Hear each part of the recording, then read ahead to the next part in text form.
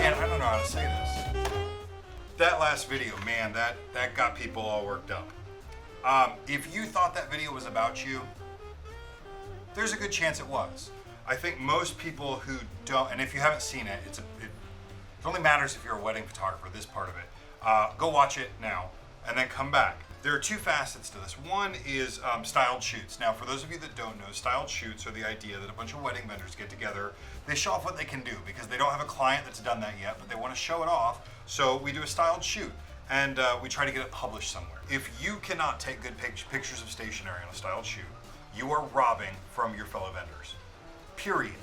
If you are a photographer who is at a styled shoot and your job, literally the reason that you're there is to produce quality images for the other vendors at that shoot, then your inability to do that means that you are stealing time and money from other vendors. Period. Learn how to do it. Like, I don't mean to be a jerk, but that's a part of what you should be able to do. Again, this only applies to styled shoots. The purpose of a styled shoot is to get the details published. There's no romantic story to tell. There's none of that crap. It is literally, here are the things the vendors can do. Here are the things that the planner can do, and the decorator can do, and a caterer can do, and a cake maker can do, and a stationer can do. And we're showing them off. If you can't do that, you probably shouldn't be a wedding photographer. You at least should not be taking people's time in doing a styled shoot. Sorry.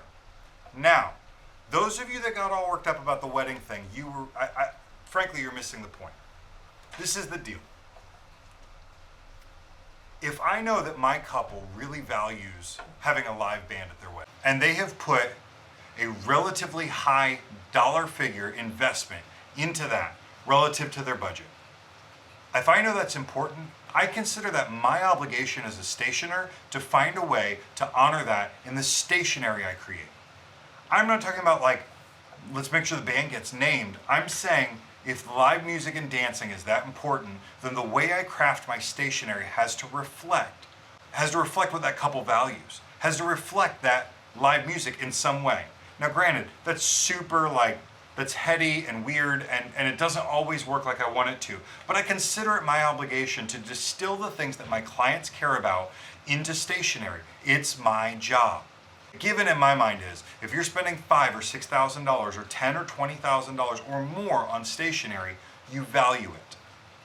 In that case, if you as a photographer don't recognize that that's an important facet of the entire day, and if you as a photographer don't recognize that and be able to shoot it in a way that honors that, there's a misalignment somewhere. Either they hired the wrong stationer or they hired the wrong photographer. Something's wrong. We should all be on the same page. And yes, I was talking about a particular skill set. I'm talking, someone asked me to just come out and name names. I'm not gonna do that. But I'm talking like navy blues that look purple, like purple in photographs.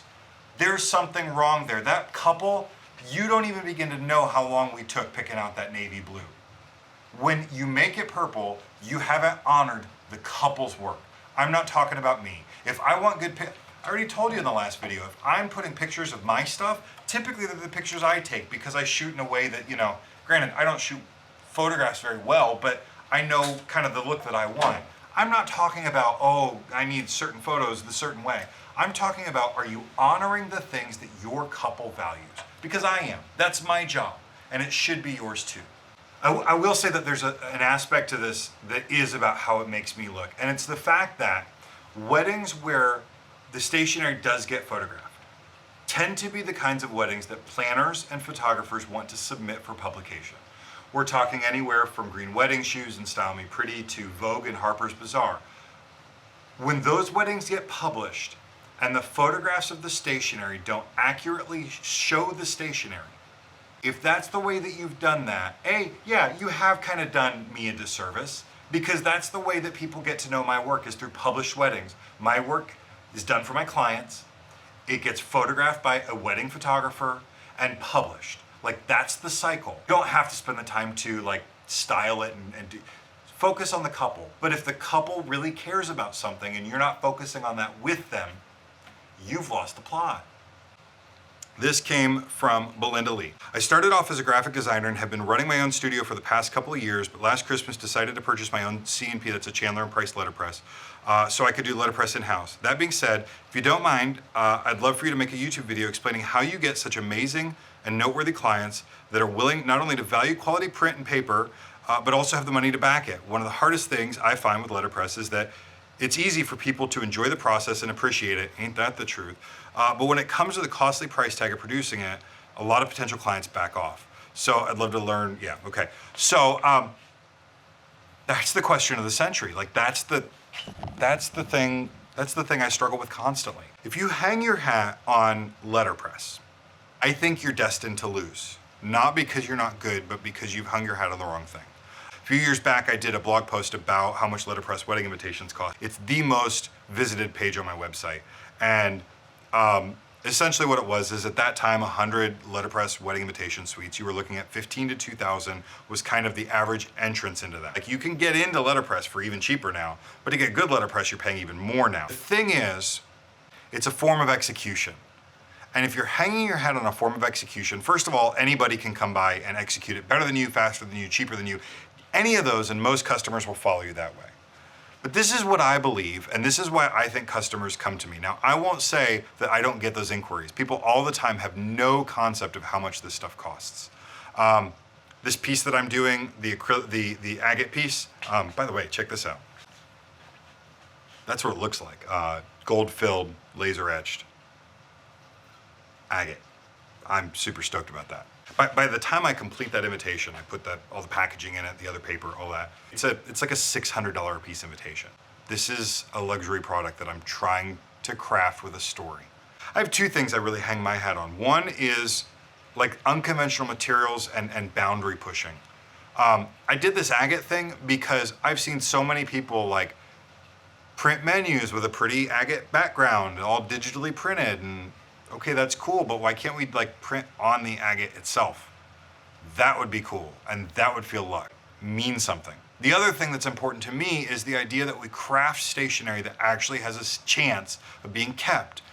If I had put a monogram or a wedding date on that piece of agate, no one would keep it. No one's keeping your wedding date or your monogram or any of that. They're keeping it because you craft it in a way that feels like a gift to the person you're giving it to. A business card, a wedding invitation, whatever it is, make it feel like a gift. Those are the two things I hang my hat on.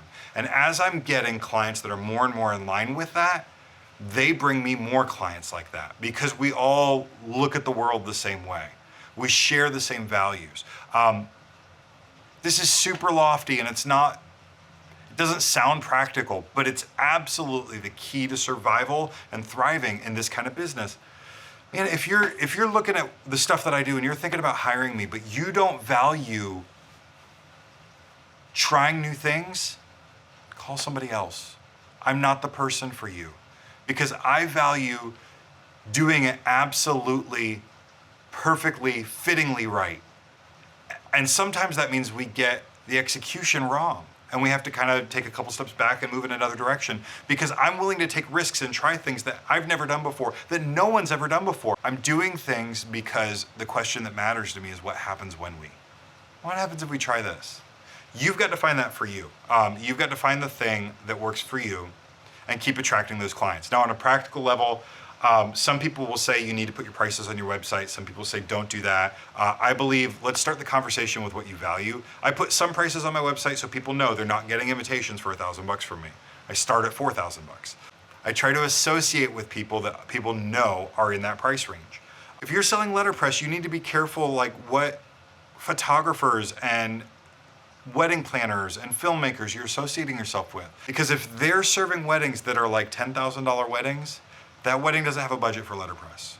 You need to be associating yourself with the kinds of people who are booking those clients. That's why I work really hard to get to know the awesome wedding planners that are booking, a couple $100,000, couple $1 million weddings, because I want to know how they think. I want to know how their clients think because their clients are my clients in the end. And when I can learn to think like them, I can learn to appeal to them.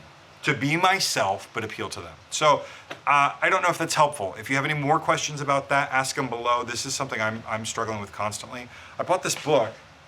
I don't think I've shown it to you yet. This is like the most academic read I've ever read. It talks about the idea that luxury, and I wouldn't necessarily call letterpress like luxury with a capital L. It's certainly a luxury.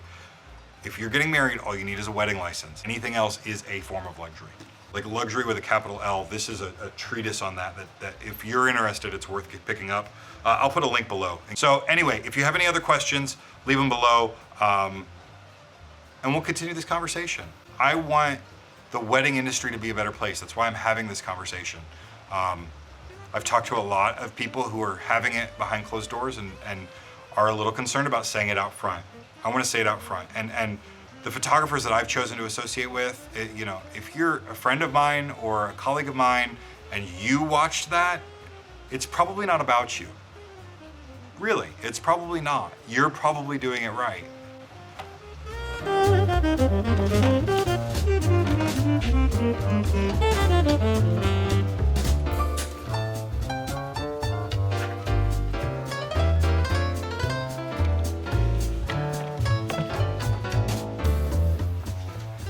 That Ohio poster is by one of my favorite designers, Aaron Draplin. Link to his website below. And this is by my friend Joe Campbell. I love it because it's got skulls and a little bit of luxury in it too. I've loved Joe's style forever, and we commissioned a piece from him last year, and I've been meaning to hang it up in the shop, and finally did. Thanks for being a part of this conversation. If you dig what I do, hit the like button, subscribe. I'll see you next time.